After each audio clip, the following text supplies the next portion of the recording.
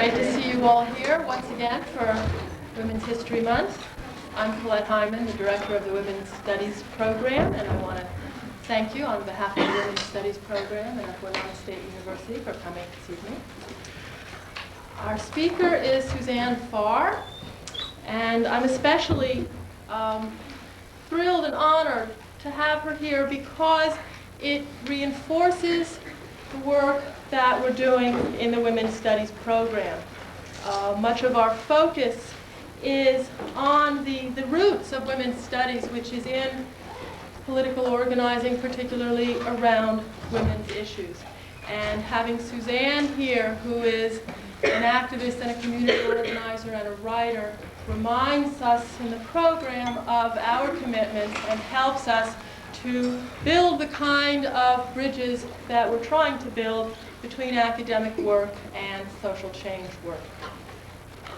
Before I introduce Suzanne more formally, I want to attract your attention, for those of you who haven't seen our student-designed brochure. There are several more on the tables in back, and they list the remaining events for Women's History Month. As usual, we have a film series that is focused around issues of political action and the different ways in which women politically work to make social and economic change. Other features, other activities are a dramatic presentation on the lives of African American women featuring Winona State University students and the Honorable Pamela Alexander, Hennepin County District Court Judge. There will also be a performance of music by women composers, and the details are, again, in the brochure available at the back of the room. A number of thank yous are in order, primarily to the Lyceum Committee, which is the main avenue through which Winona State opens its door to the community, opens its door to major speakers and performers, and contributes to our general life and well-being in the realm of these kinds of events. The Lyceum series is funded by the Winona State University Foundation, WSU student activity fees, specifically the Student Activity Fee Distribution Committee, which we're very appreciative to, and the Rochester Center Student Senate. I would also like to thank the Women's Resource Center and the Winona chapter of the American Association of University Women for helping us to publicize these events throughout the community. A couple of technical notes. Suzanne will speak for about 30 minutes. There will then be time for you to ask questions. There will be refreshments following the speech. There are also books on the same table where our brochure is, are some books by Suzanne, and she will sign them. And the books that she writes and sells go to support the work of the Women's Project. The Women's Project has been in existence for 16 years. Suzanne was the founder. It is based in Little Rock, Arkansas. Suzanne came to do the work of the Women's Project after spending much of her adult life until then as a community organizer, working particularly on areas of economic justice, but working in the civil rights movement, the anti-war movement, and working on women's issues, particularly working on issues of violence against women. The Women's Project in Arkansas has the mission to eliminate racism and sexism, and their work is based on the premise that these two forms of oppression are inextricably linked. And they work on a multi-issue progressive agenda because they see racism and sexism as fundamentally as forms of oppression that are fundamentally tied together. It's impossible to say we're just going to work on one issue or on another, but their philosophy requires, and I would imagine their individual preferences require, that they work on a range of issues explaining the ways in which they are linked together. Specifically, The project has addressed issues and has worked with women in prisons, has worked on monitoring the activities of hate groups, has done HIV/AIDS education in Arkansas, and has worked on issues of economic justice in the Arkansas Delta. Suzanne told me that they're beginning to work on the issue. They've done work on different agricultural problems, and now they're working on the problem of large-scale hog farming and of manure lagoons. And if any of you here are interested in that or have done work on that issue, Suzanne would be interested in connecting with you. That's it. Now I'll leave the podium for Suzanne. Thank you very much.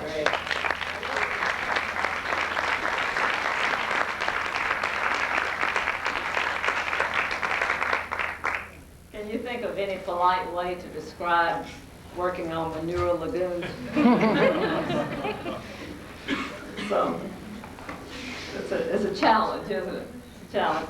Thanks, Colette, and thanks to Cindy Killian also for all the work she did to get me here tonight. It's a pleasure to be here for Women's History Month. I'm always interested in Women's History Month, not only for what has happened in the past and the extraordinary leadership of women, but I think it's a time we need to be making history. And it seems to me that the way to make history is by taking risk. And so if you can think of any way to step out of line, I would urge you to do that. I think there might be a little bit of risk-taking here by having me here. I'm not sure, but I think I might be the first out and open lesbian for a national speaker for Women's History Month. I'm not sure.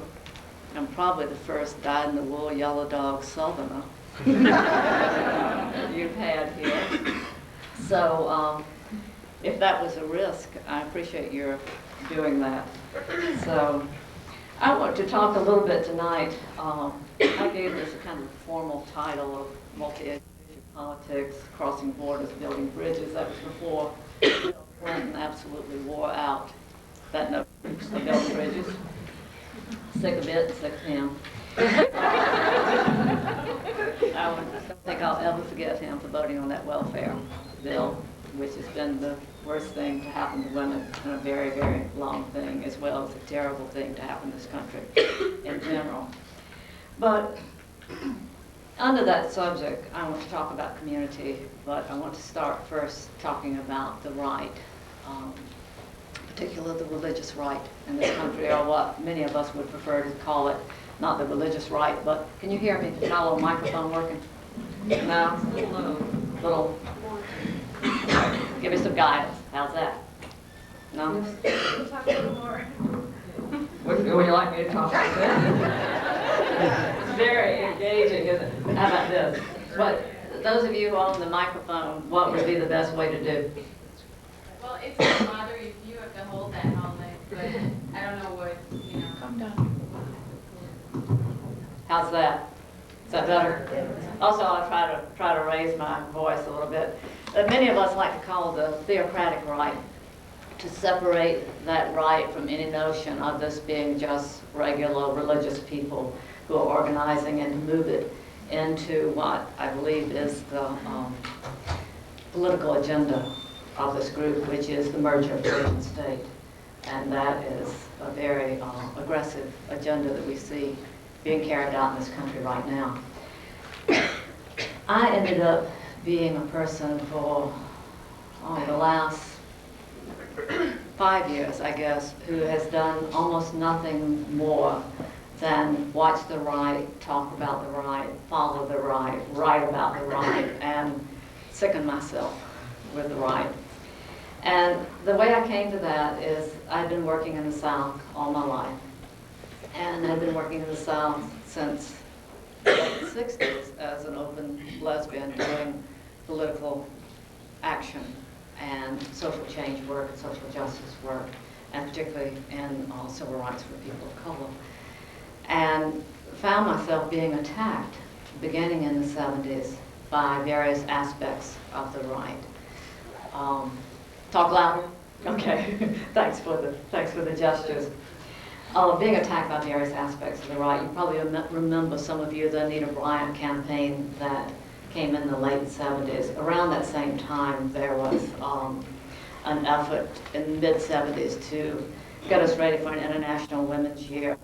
And that's when Phyllis Schlafly and the Equal Forum had a tremendous amount of activity of taking every state meeting to get ready for that conference and loading it with women who had a political agenda to make sure that nothing to do with the liberation of women happened in those meetings, and certainly to make sure that no lesbians attended that meeting. And that was my sort of kickoff with the right. And from there, I don't know whether you would say it went uphill or it went downhill. When we started the Women's Project, we were under the umbrella of the United Methodist Church, and that church has a very conservative wing called the Good News Methodists. If you've ever heard of Donald Wildman and the American Family Association, he is a United Methodist minister out of the Good News Methodists. And they started a little process of trying to fire me each year, and it just went on and on and on and on. And then we started monitoring the far right, the KKK, the Posse Comitatus, the Elimination, you know, the militias, that whole group, and monitoring activities of hate violence. And I think it was that made people call me to Oregon to work, to help people to understand what was happening when the anti-gay and lesbian ballot initiative went down there in 1992. I was asked to come out and to help people understand a wider framing of that issue than the fact that it was just an attack against lesbians and gay men. And so I went there to talk to people about how this was really about a threat to democracy itself. It was about an effort to dismantle civil rights in this country and to make fundamental change. Did you all just turn up my mic? Is that right? Or is that just, I feel alone, as they would say, wired. And what I discovered is that the right had a lot to teach me about multi-issue politics. Now, we had been following what we thought was a multi-issue progressive agenda at the Women's Project, and we had become known nationally for that people really thought that, one, you know, anybody who's progressive in the South, they think it's sort of the same as a dog that can stand on his back legs and speak English. And so for us to be doing anything progressive got us a lot of publicity, and be doing good things progressive got us a tremendous amount of publicity.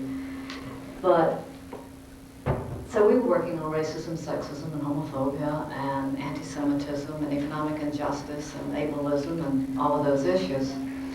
But when I saw what Dr. Wright was able to do, to take each of those issues as it had been organized according to single-issue politics, you know, with all the queers working on queer issues, all the people of color working on civil rights issues, all of the women working on... Am I the only person that can hear that? No. Okay. Say what? Okay. It could be a kind of a torture, you know? You all can't hear it. I can hear it. Every time I hit a certain word, it goes, It could work. But to see them take the issues that we had approached singly and start using them to divide us, which was very, very smart. I thought it was brilliant. An example of that would be the ballot measures, ballot measure 9 in Oregon, ballot measure, amendment 2 in Colorado. When I went to Oregon, I went there to say, this is about democracy, this is about civil rights, we need to really watch out what this is about. What I didn't understand, and it took all of us there, I think, quite a while to understand this, that the attack against lesbians and gay men was actually preparing the ground for a larger attack against people of color. And it was like, it was like zoom over the heads of many of us, because it was sort of beyond our capacity to think about it, I think, and think about it well at that time. And I'll just give you a brief rundown of how that worked. See, what the right has done is it's taken heterosexuals and organized them around homophobia. It's taken white people and organized them around racism. And it's taken men and organize them around sexism. I'll just give you an example of each of those. In organizing people around homophobia, they do these ballot initiatives that at the time we thought, isn't it odd that they keep saying that lesbians and gay men can't have affirmative action or quotas?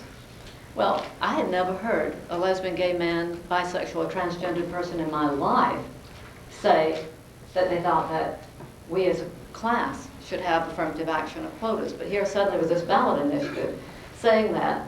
And the second thing that they said is that we should not have minority status. Well, I had never heard anybody asking for minority status, but it's like, hey, whatever. And then the next piece was that we shouldn't have quotas, we shouldn't have affirmative action, we shouldn't have minority status, and it moved to the notion of people who deserve civil rights based on behavior. And the bad behavior, meaning the whole myth of pedophilia around lesbians and gay men, the sexual abuse of children, and the predilection for sexual relationships with children, that this was bad behavior, and therefore we should be prohibited from our having association with children and from having civil rights, and it should be put to the vote. Well, in looking back on it, who is affirmative action associated with in this country? Almost entirely with people of color. It's not generally in the public's mind about it being associated with women. The whole notion of quotas and affirmative action. Then the second thing is, what does the word minority raise up in your mind? Not white people, not people who are few in numbers as in the queer community, but it raises up people of color. The other piece that I forgot, that started out all this, and I forgot to give you the primary piece, was the notion that civil rights are special rights.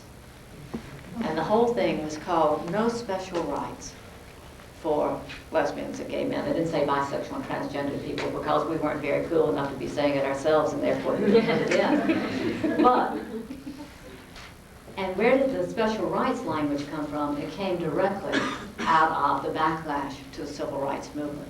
That language had been very, very strong in the campaigns, for example, of David Duke. David Duke, you remember in Louisiana, the Klansman, who suddenly was not a Klansman even though he was selling the books out of his office. His slogan, his theme for his campaign was equal rights for all, special rights for none. That was about race. And here what the right had done was pick that right up and put it over to apply to lesbians and gay men. And by the time the year was out, virtually everybody in this country was thinking civil rights, special rights, civil rights, special rights. So you have civil rights, special rights, the notion of affirmative action connected to minorities, connected to behavior, and then the final thing was it should be put to the vote. Who deserved civil rights and who did not, rather than the civil rights being incorporated in the Constitution and applying equally to everyone in this country, and civil rights protections being enforced equally for everyone in this country. And so, bingo, it was only like another year, and what did we have? We had started having anti-affirmative action measures on the ballot in California and elsewhere. And we began to see, oh, and then we began to see the organizing of white people around racism. And how did that happen? Look at all of the hot social issues in this country that people are upset about. For example, affirmative action is racialized. People think of affirmative action as relating very specifically to race. Immigration. Immigration was never talked about in these last few years. Almost never has it been talked about in terms of Europeans. It has been talked about the people coming over from Asia and from the southern part of this hemisphere. It's talked about in terms of people of color. It is racialized.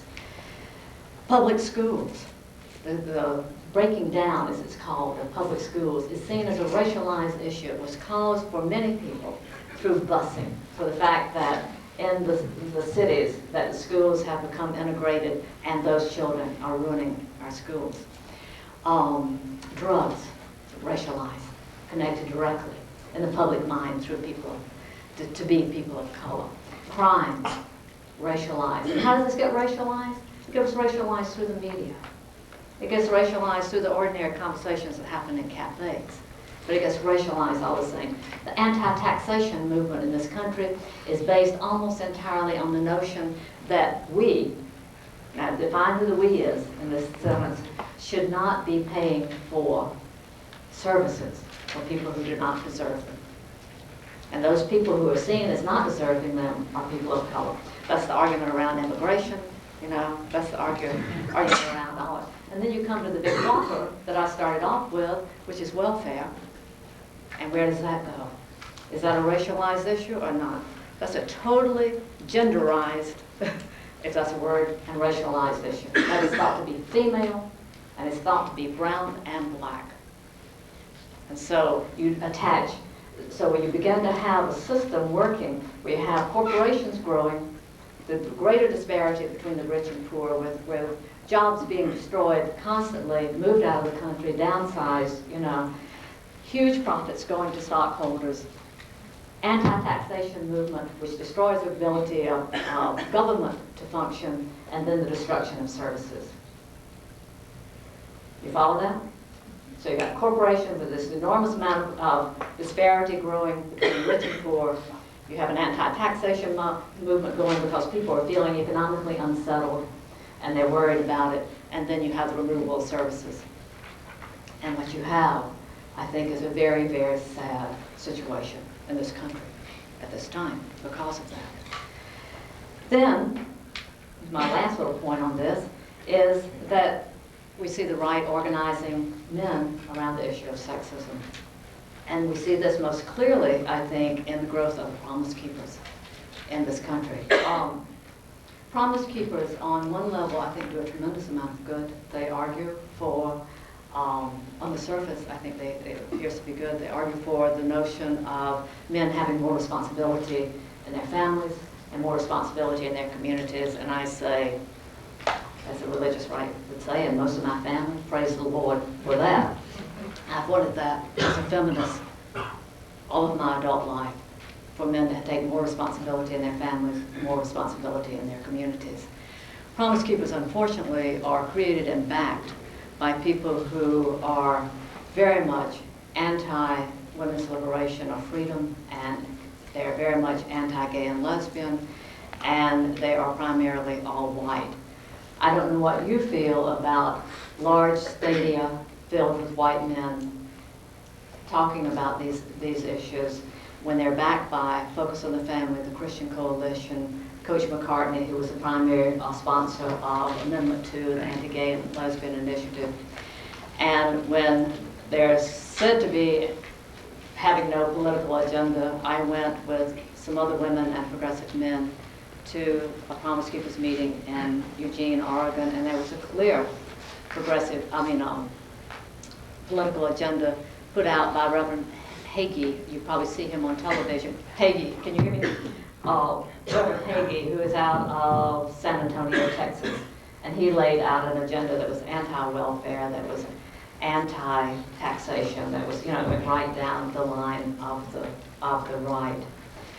And we can talk more about them in the question and answer period, because it's a little bit hard.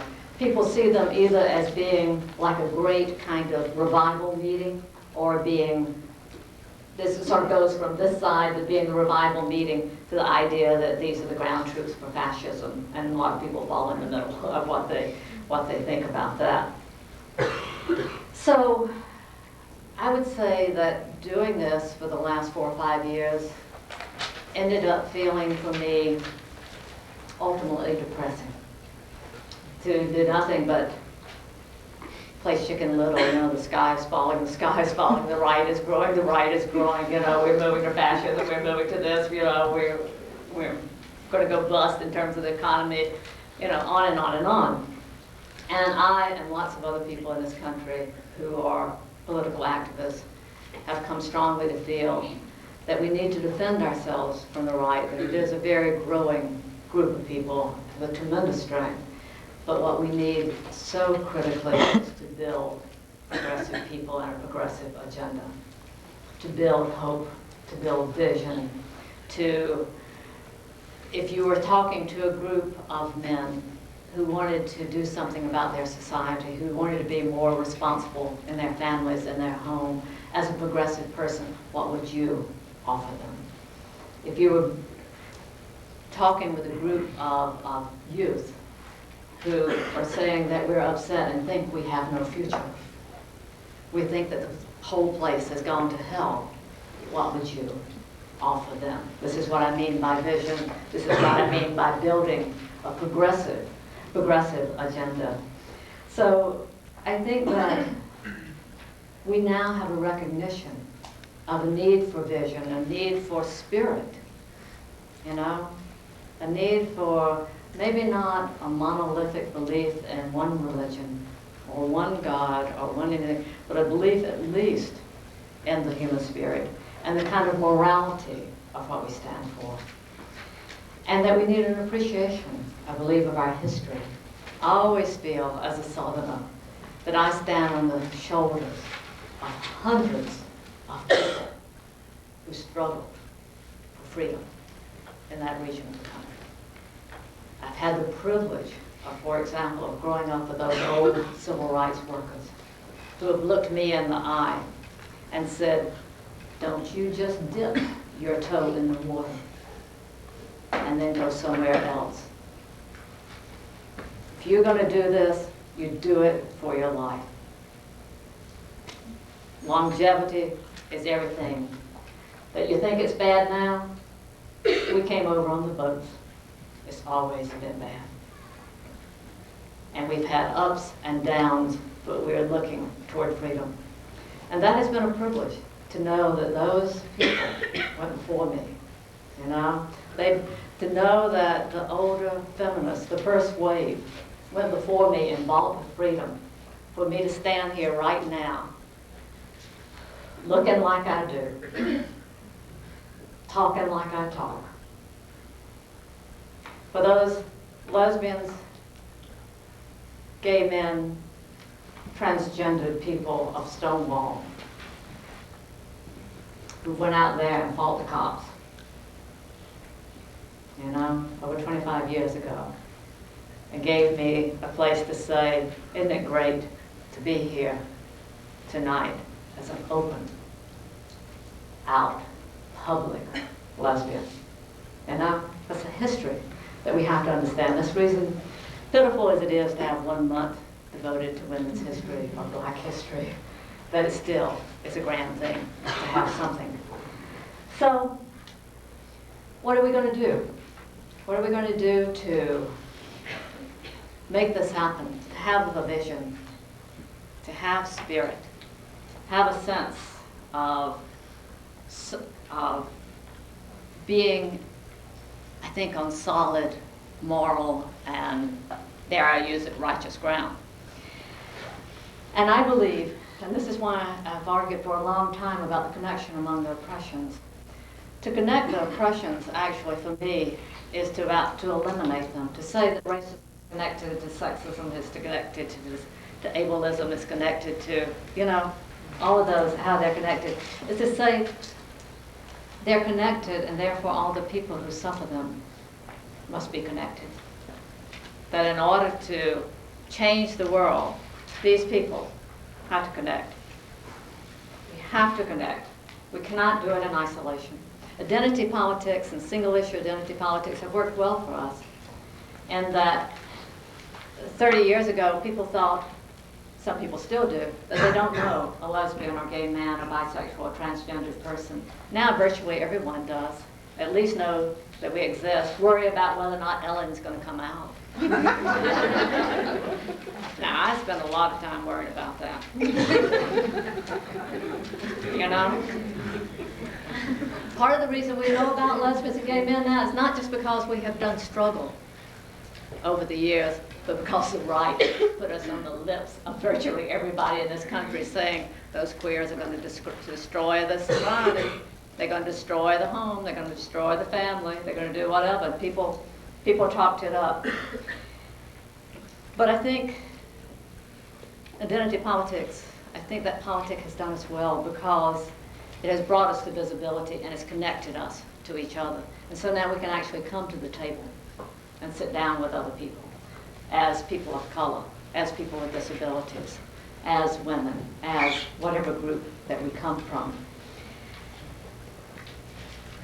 So I think it's important that we connect the oppressions, but I think it's more important that we eliminate the oppressions. We connect them so we understand how to join together and to eliminate them. And then, I think, once they're eliminated, we can become connected in our humanness. And I think that is the critical piece. How do we, as a society, become connected in our humanness? How do we come to see a fundamental belief that follows, I think it underlies, this principle underlies everything that I would call progressive, which is the belief that every human being is of equal worth. Every single human being is of equal worth and should be allowed and should be granted and should be supported to have wholeness, to bring her, his whole self to participation in this society. It's a simple belief. It's not a big one. It's a very, very simple belief that everybody is of equal worth. If you believe that, if you hold that true and you practice that, there cannot be oppressions. Because oppressions are based on the very belief that some people don't deserve to be who they are, don't deserve to participate. They have to earn their way, and they cannot earn it because of the nature of their skin, the nature of their gender, the nature of their physical and mental ability, that they can be discarded. So if you can go for the underlying belief, we can change this entire society, I believe. So how do we get there? I think we have to bring people together that are not accustomed to sitting down with each other. You know, we got to talk to people that are not like us. You know, that expression PLUs, people like us. Well, I think that leads to oppression. We've got to sit down, and the people that we think are not like us, wouldn't understand us, we wouldn't care for them, wouldn't understand them. That's the border and the bridge that we have to cross. We have to build that bridge. We have to find a way to do that. And so, in doing that, and sitting down with people who are not like us, and saying, you are of equal worth to me, and you belong here, I think we would find that community, of which this is the theme for Women's History Month, in search of community. We would have a community. For example, if we were talking about immigration in terms of community, rather than in terms of those people coming over here and taking something from me.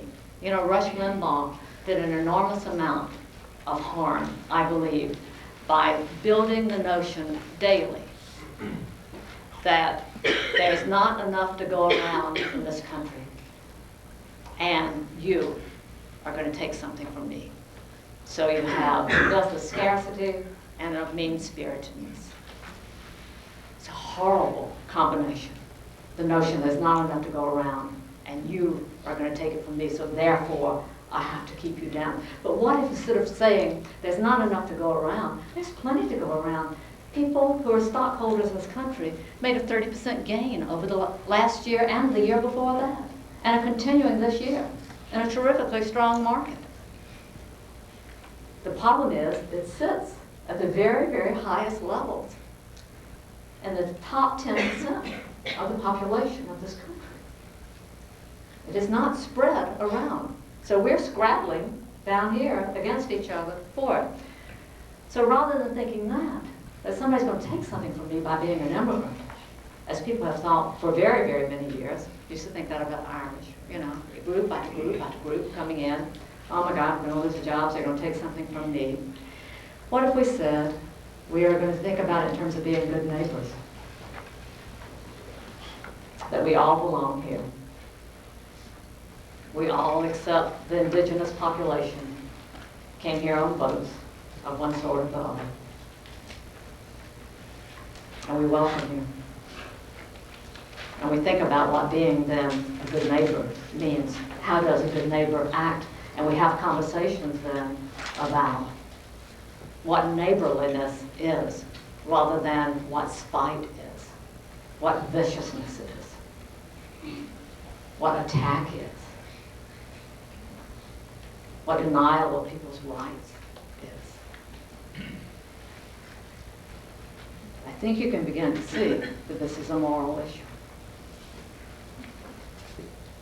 There's a position or positions that you can take. You have the option of thinking that people are fundamentally unequal,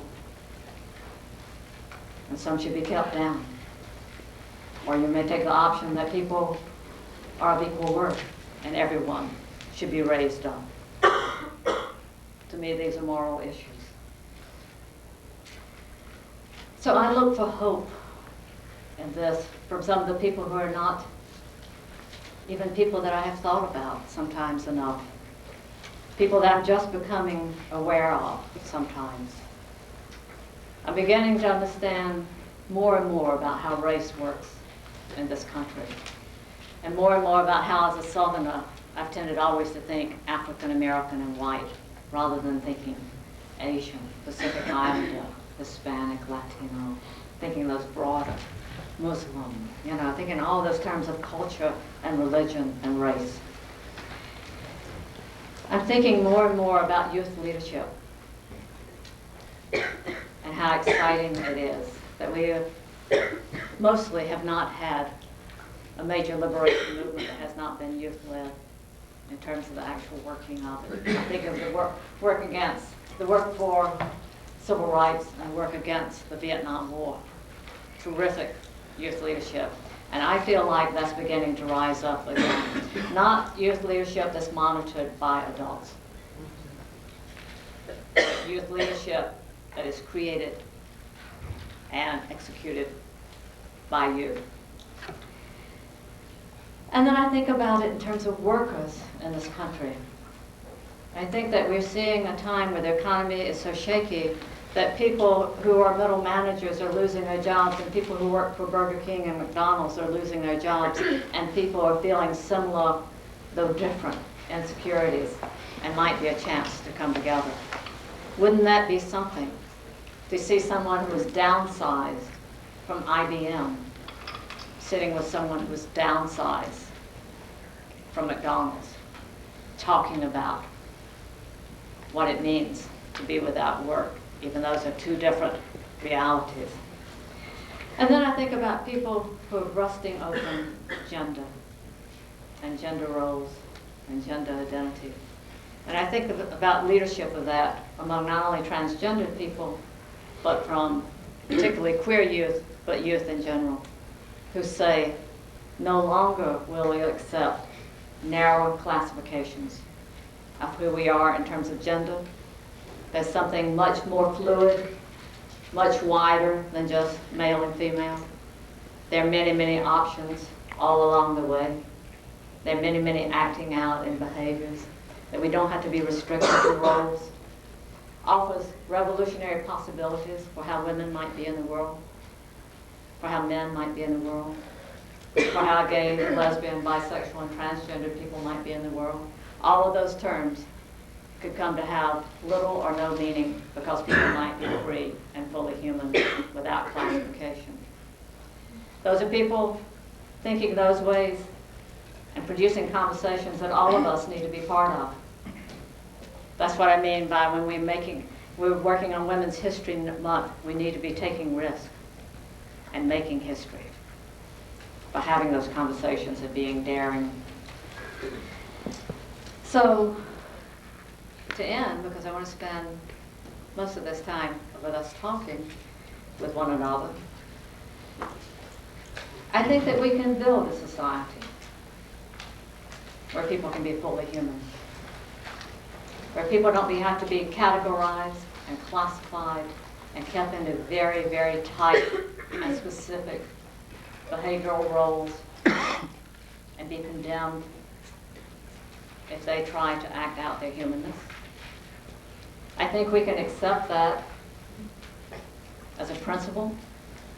I think it'll take a lot to move it. I think there, unfortunately, are many religious beliefs that some people carry that go against that, the idea that people might be equal. I think there are many political beliefs, certainly, that go against that, the notion that people might be equal.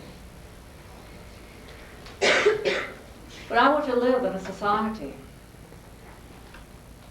Whether we'd call it a country or not, I don't know. I don't know about national boundaries anymore.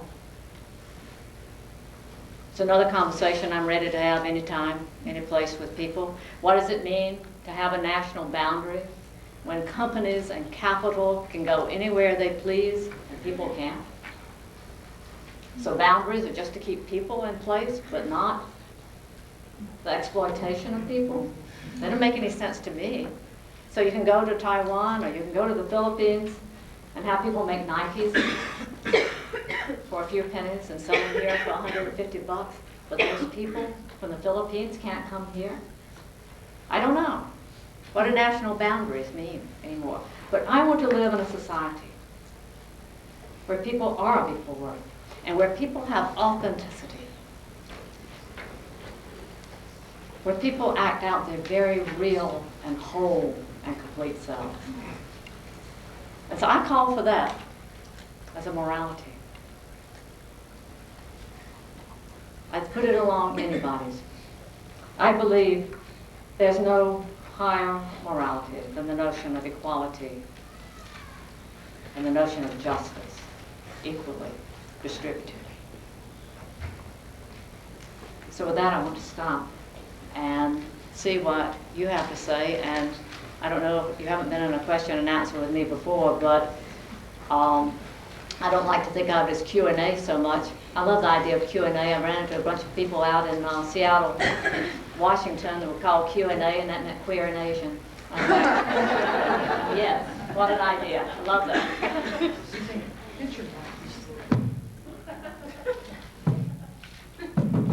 Well, now talking, can you hear?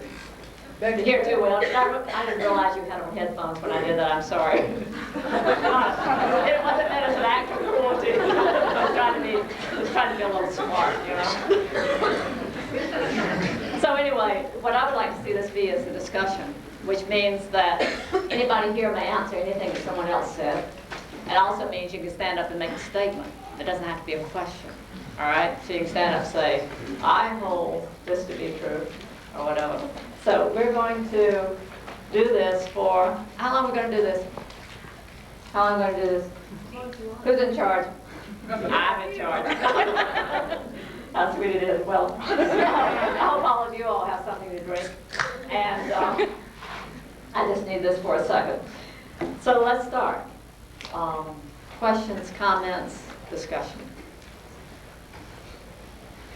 Do not be shy. Yes. I have a question. When you were talking about sitting down and talking with people who are not like us, and that we have to believe in the equality of all people, which I agree with you, is it worth trying to sit down and talk with those religious people who are not like us? I mean, those people who are on the religious right. And do they have that same equality, or is it just impossible to reach them? Well, you know, I wrote this little article in August for the Progressive magazine. I don't know if you all see it or not. It comes out of Wisconsin.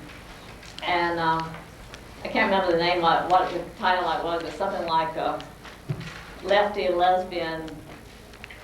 I can't remember. It was a silly title. But it was a little article about having sat on a plane full of Promise Keepers coming back from the convention of Promise Pastors, which occurred in Atlanta, Georgia last February, I believe, which was the largest gathering of pastors that the Promise Keepers say has happened in the history of the world, and I guess it is. It was almost 40,000, between 30 and 40,000 pastors. And I just happened to end up on a plane one. You know, it's like, makes you believe in fate or destiny, or, you know, take it, your religious belief, God, whatever. And sat next to a man, they were all going back to Oregon, who could have been one of my brothers. Working class. He was was a pastor in a small town in Oregon. And I talked with him for 2 hours. And it was a wonderful conversation for both of us. And it was very, very clear to me that the men who go to Promise Keepers are not going there because they're bad people.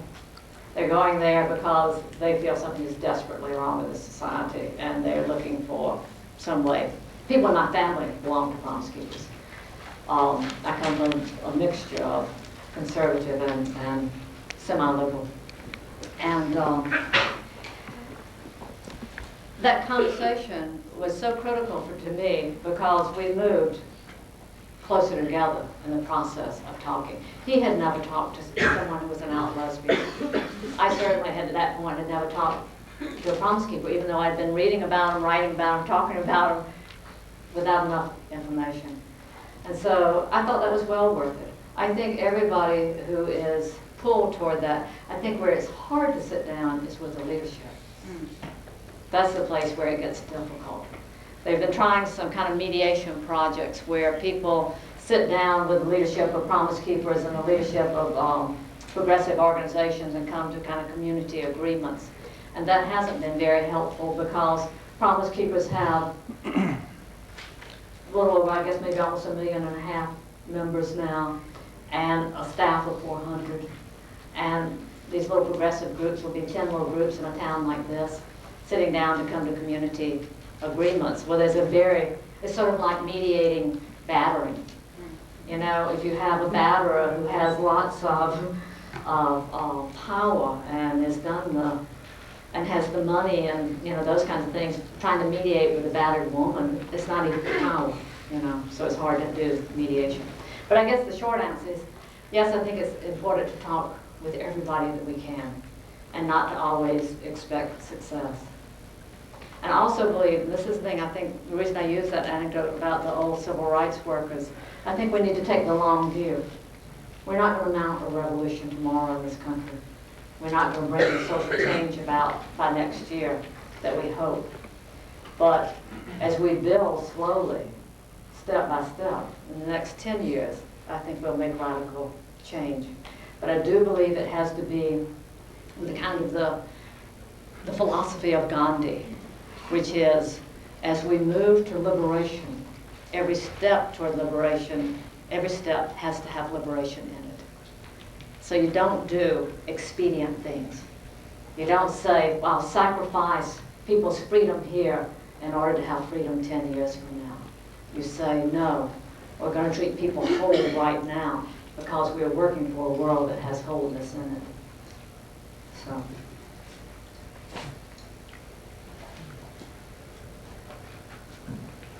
Well, I have a question. I would hope so. Goodness. There's a shy little group here. But this Shy big group, excuse me. this There's is a one very that, big you know, group. probably anybody could answer, but why do we always refer to the religious conservatives as the religious right? You know, granted, I know we all started out with this, the conservative being the right side and the liberals being the left side, and we talk about the far left, but when we talk about the far right, the first thing that comes to your mind is that, oh, well, they're correct. Because we assume, or we link right with correct. And so when we say the religious right, we're saying, oh, so we're talking about that group that is correct. Yeah. And is that something that they're promoting, or is that? No, I think that's sort a of historic, those terms are historic. Somebody who's a historian could probably tell me, but didn't they come out of the French Revolution, those left and right terms, I believe, and they have continued.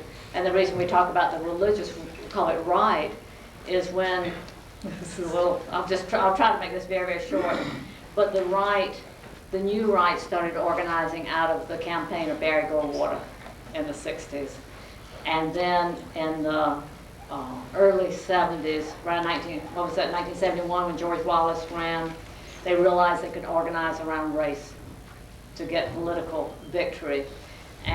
But it wasn't a big enough political victory, and what they realized then that they needed to recruit religious conservatives into the right and made a direct recruitment. The first recruitment was the development of the moral majority, which didn't work, and out of that came the Christian Coalition. And so what we're looking at now is like the third wave of this kind of, it's really actually, it's not just religious right out there by itself, it's actually attached to a right agenda. So that's where it comes from.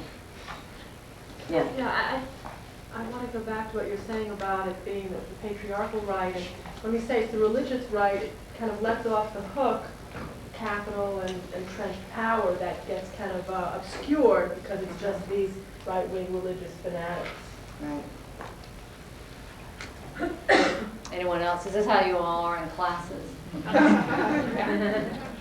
There's an old adage that says divide and conquer, and I get the feeling that that's what's happening against us as a people somehow. And I'm wondering who, I'm having a hard time defining or getting an idea who this entity or who they is that has come up with this mentality of divide and conquer and using it almost like a warfare thing. Like, I'm having a hard time seeing it that tangible. Who or what is it out there? Is it corporations? Is it the far right? Do you see it as some trilateral commission someplace of old men from someplace who think that they have the answer? I mean, four men in suits in a basement in New York. Yeah, something like that. But that's what I'm trying to get a grasp on, is if I could get some kind of an idea about that, well, then I could... I don't think it's conspiracy, okay? But I don't think it's a monolith, you know, all these people working exactly together. But I do think that they're related. You know, I think that there are meetings and there are places that connect people. For example, the right has extraordinary think tanks. The Heritage Foundation, which is one of the most powerful think tanks in this country, produces ideas.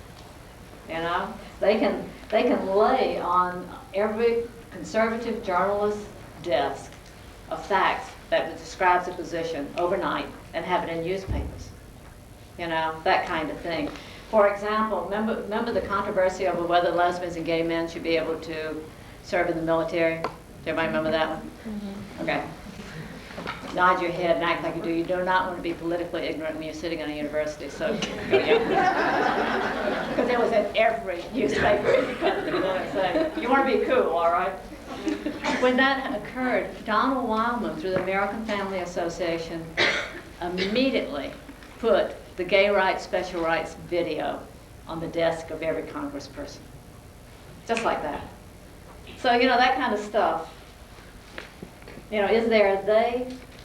Then you have Pat Robertson owning so many media outlets. You know, the Christian Broadcasting Network. And so you have this constant filter of information that has a particular position. Special rights used in the lesbian and gay initiatives didn't come out of nowhere. It was a strategy.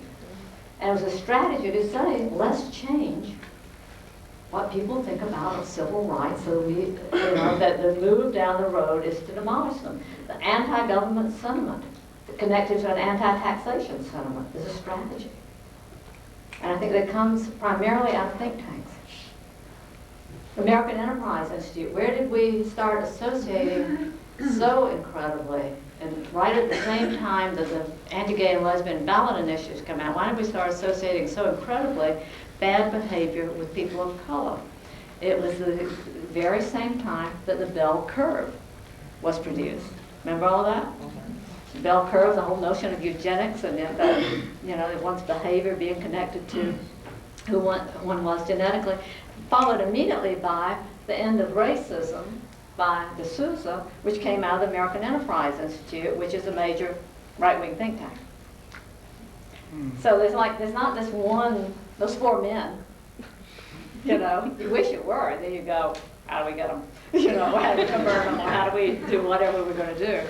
But it is what I would call a confederacy of people who are connected. You know, there's the Road to Victory meetings every year that follow, every 4 years, follow the national elections, where the right wing comes together and talks. Yes. I think this is kind of a related question. Last weekend we had a film hearing at our Film Society about that was about the crumbling of the Soviet Union.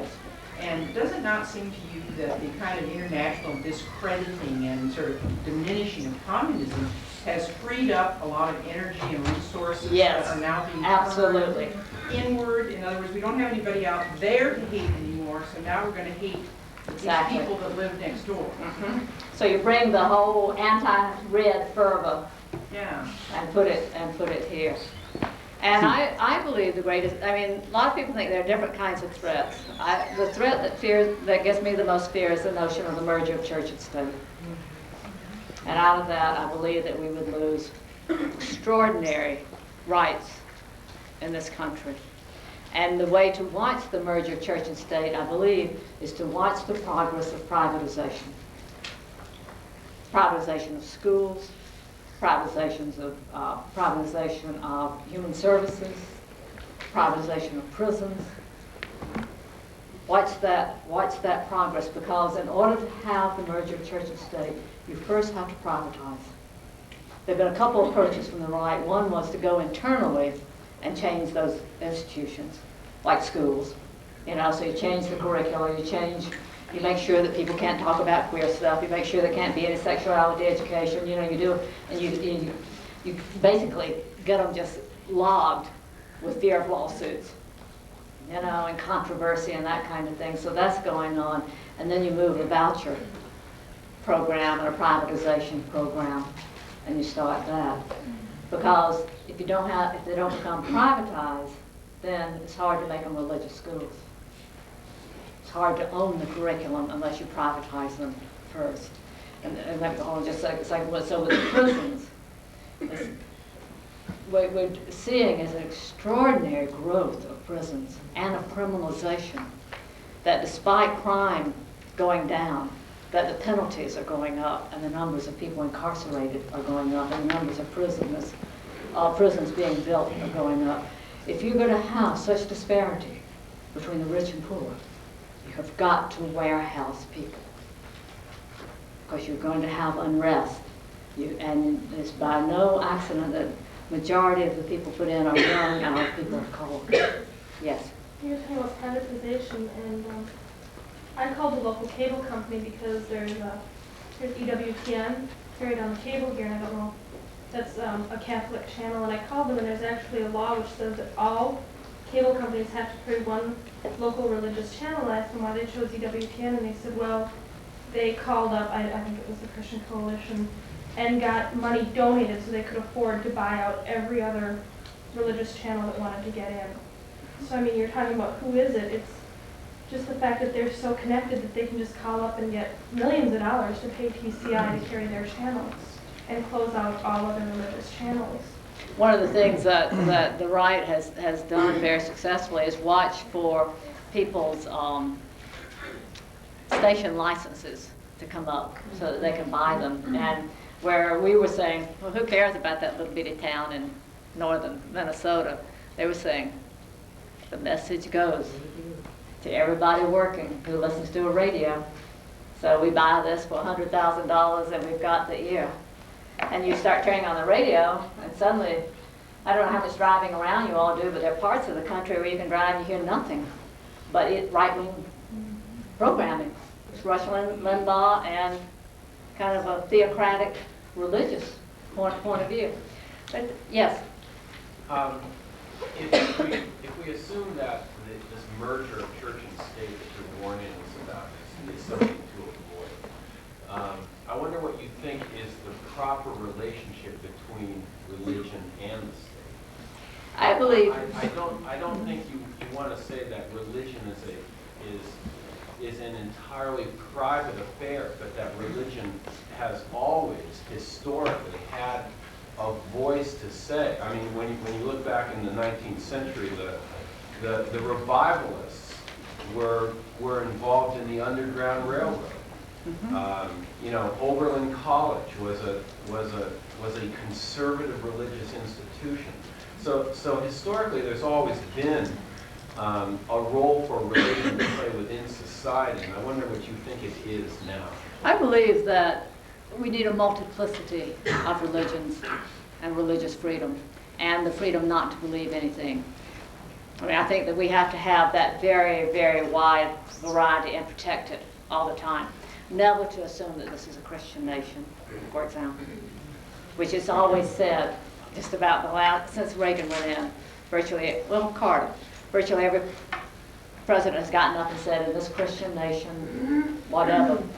Well, I want this nation not to be just Christian. I I want it to be Jewish. I want it to be Muslim. I want it to be pagan. I want it to be atheist. I want it to be all of those. And I want those beliefs to inform the way people do the work of this nation, you know?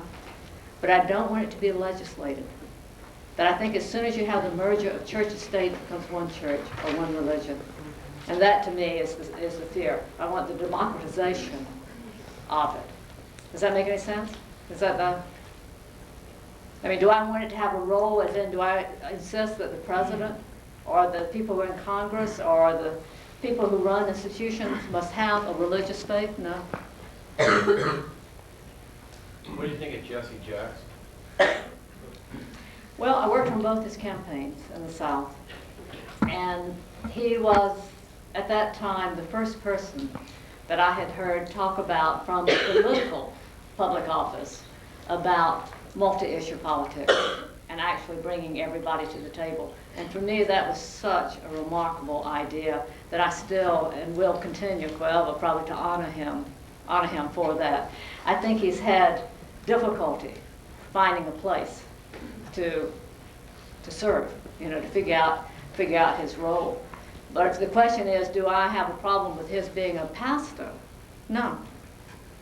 Do I have a problem with Bill Clinton going to the biggest Baptist church in Little Rock? No. No problem at all. I don't mind a person's politics being informed by that faith. What I mind is the legislation of a faith or the necessity for faith. Martin Luther King, did I object to his eloquence as a pastor?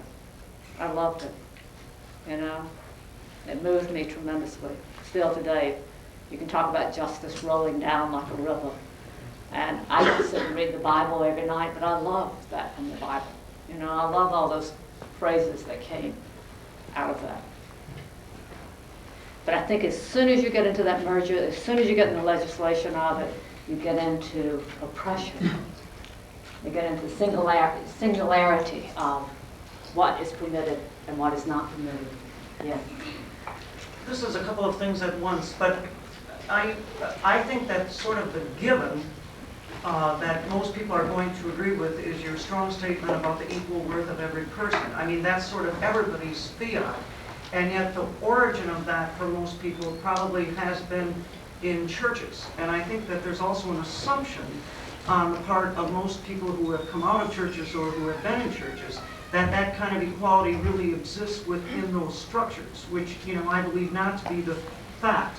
But then if you go from the, if you go out of the churches, when you talk about the politics of scarcity, certainly at the local levels to compensate for the legislation afflicting oppressed peoples now, churches are making some of the most heroic efforts, but where we don't have the effort or the inroads made seems to be in that top echelon of corporate wealth.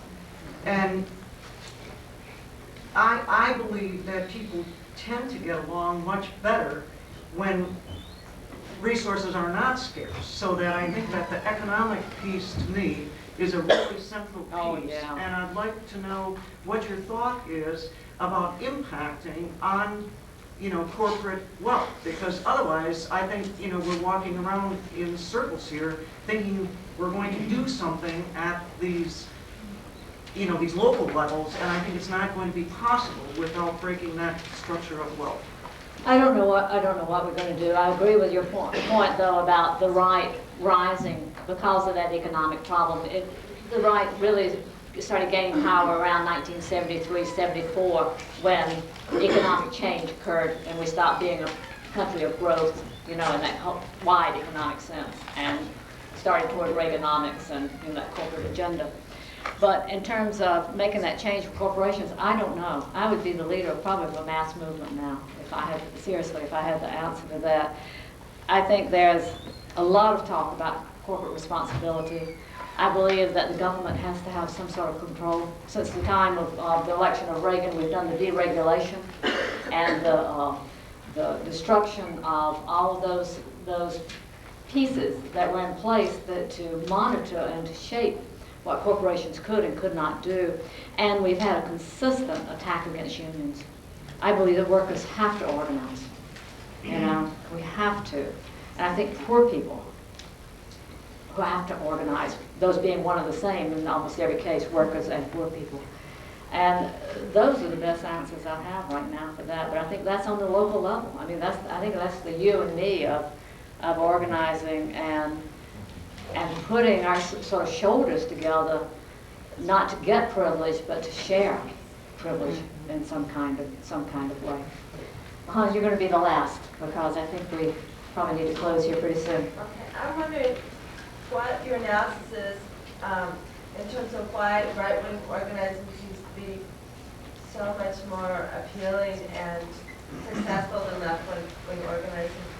I've been a part of grassroots organizing for the last 15 years, and I'm always totally amazed about how sort of much more seductive the right is, and how easier it is for people to understand. That, I mean, is it the language of the left, or is it the ideas, or what's your...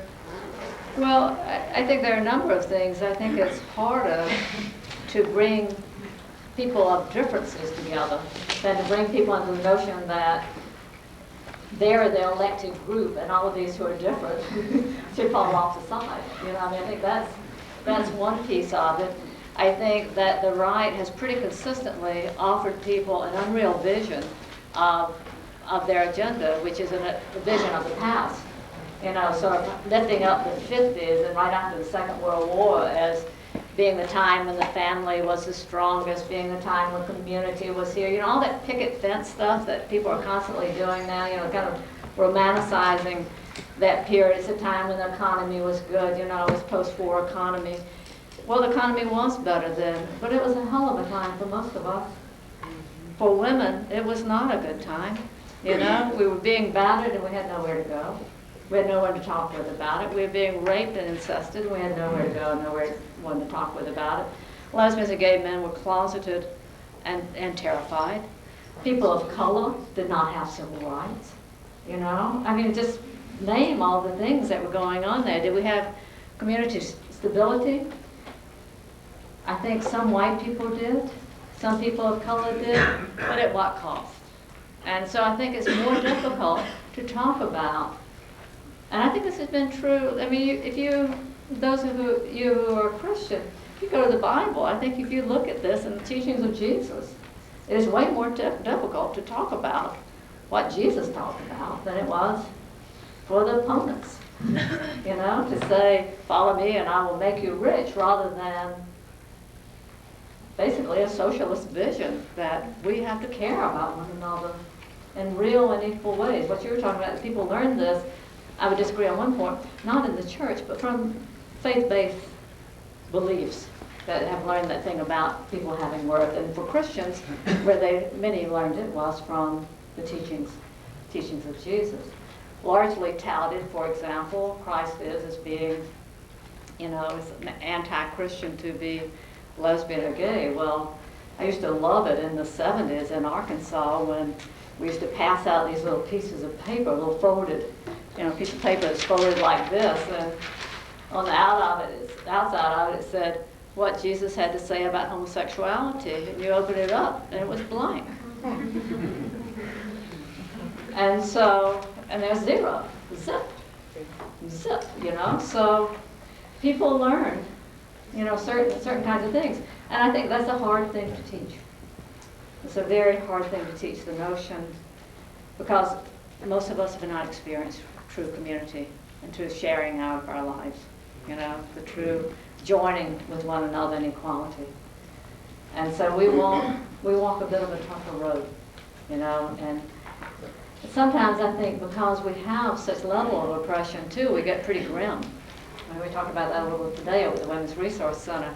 When you're dealing, for example, with battered women and the numbers of women who are being raped and experiencing incest and being killed, sometimes your demeanor is that of depression, you know, or that of grimness.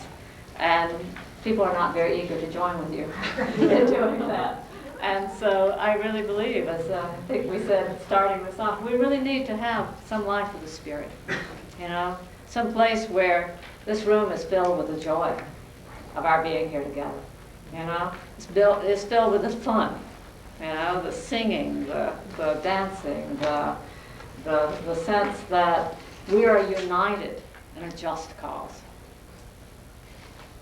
And that makes us feel good. You know, when we can do that, I believe we'll create so much heat that people will be pushing to join us. Maybe saying, that is where I feel the most alive. That's where I feel the most whole. That's where I feel the most myself. And I want my children here. I want my mother and my daddy and my partner here. You know, I want all those people that I call family here. I want to be there because that's where the good times are, because I feel such a full human being in this place. So, thank you very much. I think we'll